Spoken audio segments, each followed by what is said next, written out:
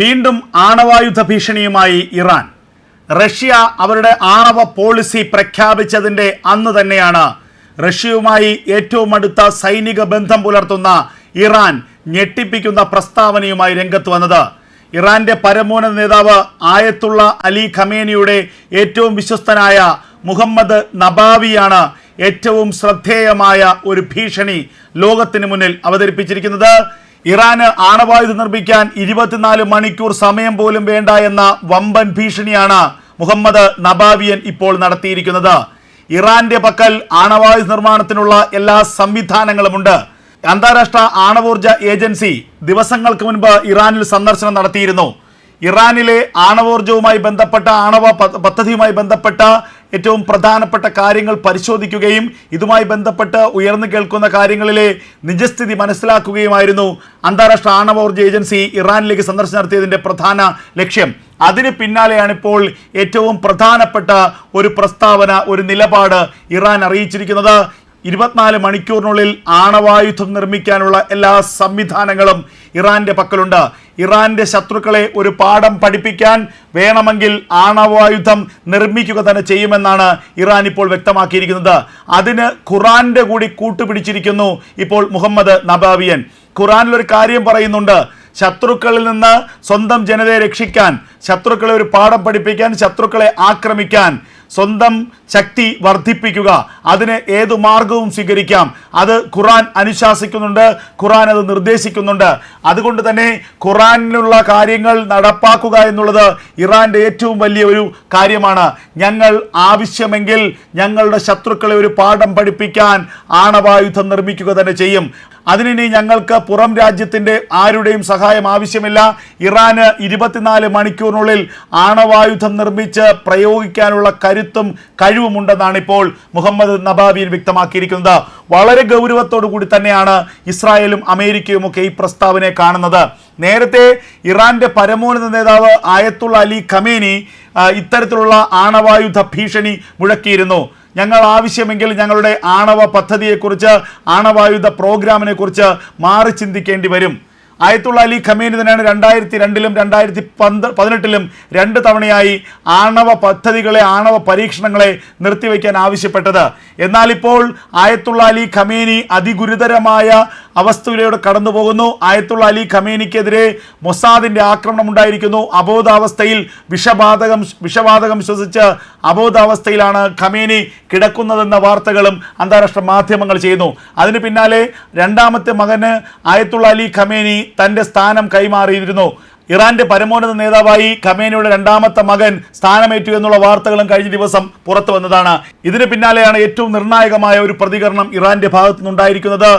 ആണവായുധം വികസിപ്പിക്കാൻ ഞങ്ങൾ തീരുമാനിച്ചിരിക്കുന്നു. ആണവായുധം വികസിപ്പിക്കാൻ ഞങ്ങൾക്ക് 24 മണിക്കൂറിൻ്റെ സാവകാശം മാത്രമേ ആവശ്യമുള്ളൂ. ഇത് ഇറാൻ പ്രഖ്യാപിക്കുന്നതിന് മറ്റു ചില കാരണങ്ങളുമുണ്ട്. അതായത് ഒക്ടോബർ മാസം 26-നോ അതിനു മുൻപോ ഇറാന്റെ ആണവായുധ കേന്ദ്രങ്ങൾ, ആണവ പരീക്ഷണ കേന്ദ്രങ്ങളിൽ ഇസ്രായേൽ സേന രഹസ്യ ആക്രമണം നടത്തിയെന്ന വാർത്തകൾ കഴിഞ്ഞ ദിവസം പുറത്തു വന്നിരുന്നു. ഏറ്റവും പ്രധാനപ്പെട്ട ആണവ ആയുധ നിർമ്മാണത്തിലെ ഒരു പ്രത്യേക കണ്ടന്റിനെ ഇസ്രായേൽ സൈന്യം തകർത്തു. ഇനി ആണവായുധം നിർമ്മിക്കാൻ ഇറാന് അത്ര എളുപ്പമല്ല. ഇനി വീണ്ടും ആണവായുധം നിർമ്മിക്കുന്നതിനുള്ള ഉപകരണങ്ങൾ മറ്റു രാജ്യങ്ങളിൽ നിന്ന് ഇറാൻ ഇറക്കുമതി ചെയ്യണം. എങ്കിൽ മാത്രമേ ഇറാന് ആണവായുധങ്ങൾ നിർമ്മിക്കാൻ കഴിയുകയുള്ളൂ. അത് അത്രത്തോളം എളുപ്പമല്ല. ഇത്തരത്തിൽ ആണവായുധ നിർമ്മാണത്തിന് ആവശ്യമായ ഉപകരണങ്ങൾ മറ്റു രാജ്യങ്ങളിൽ നിന്ന് ഇറാൻ കൊണ്ടുവരാൻ ശ്രമിക്കുമ്പോൾ അത് അമേരിക്കയുടെയും ഇസ്രായേലിൻ്റെയും കണ്ണുവെട്ടി ചാകാൻ വഴിയില്ല. അവരുടെ ചാരക്കണ്ണുകൾ അത് കണ്ടുപിടിക്കും എന്നുള്ള കാര്യവും പുറത്തു വന്ന കാര്യമാണ്. ഇതിനുള്ള മറുപടിയായിട്ടായിരിക്കാം ഇറാന്റെ ഭരണകൂടം ഇപ്പോൾ ഏറ്റവും നിർണായകമായ ഒരു പ്രഖ്യാപനം നടത്തിയിരിക്കുന്നത്. മറ്റു രാജ്യങ്ങളിൽ നിന്ന് ഒരു ഉപകരണത്തിൻ്റെയും ആവശ്യമില്ല. ഇറാന് ആണവായുധം നിർമ്മിക്കാൻ വെറും 24 മണിക്കൂർ സമയം മാത്രം മതി.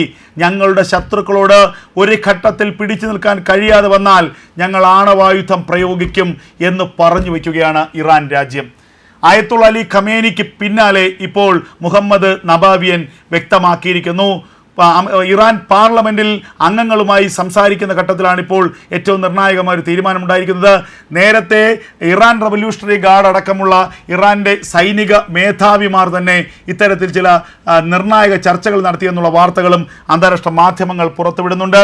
എന്തായാലും ഇറാന്റെ ഇപ്പോഴത്തെ പ്രതികരണത്തിൽ ആകെ അമ്പരന്നിരിക്കുകയാണ് അമേരിക്കയും ഇസ്രായേലും അടക്കമുള്ള രാജ്യങ്ങൾ. ഇസ്രായേലിനെതിരെ നേരിട്ട് യുദ്ധം ചെയ്ത് പിടിച്ചു നിൽക്കാൻ ഇറാന് കഴിയില്ല എന്നുള്ളത് ഉറപ്പാണ്. അപ്പോൾ വിശുദ്ധ യുദ്ധം, ഖുറാനിൽ പറയുന്നത് പോലുള്ള വിശുദ്ധ യുദ്ധമാണ് തങ്ങൾ നടത്തുന്നത് എന്ന് ആയത്തുള്ള അലി ഖമീനി നേരത്തെ പറഞ്ഞിരുന്നു.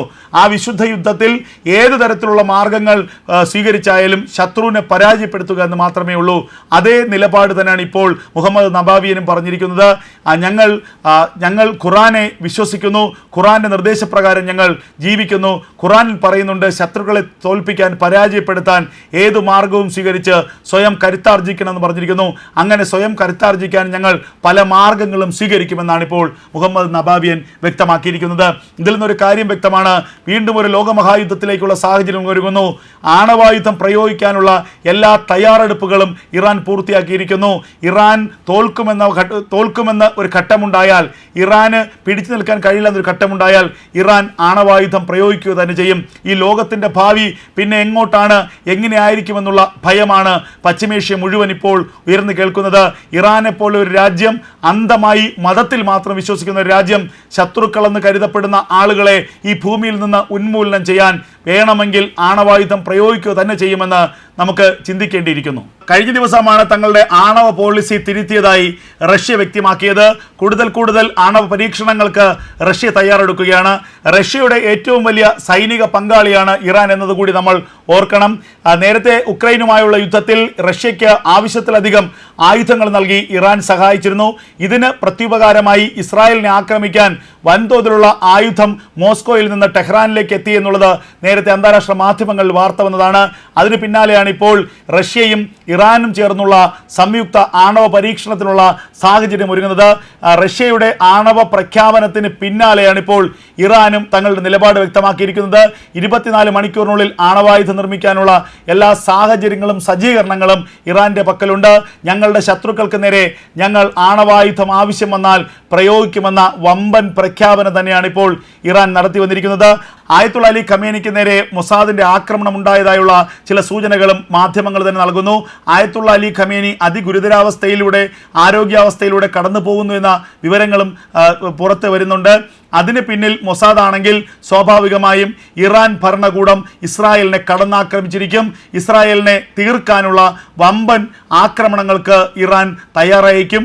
ഒരു ഘട്ടത്തിൽ ഒരു ആണവായുധ പ്രയോഗം തന്നെ ഇസ്രായേലിന് നേരെ ഇറാൻ നടത്താനുള്ള ശ്രമങ്ങൾ നടത്തിയാലും അതിൽ അത്ഭുതപ്പെടാനില്ല എന്നതാണ് യാഥാർത്ഥ്യം.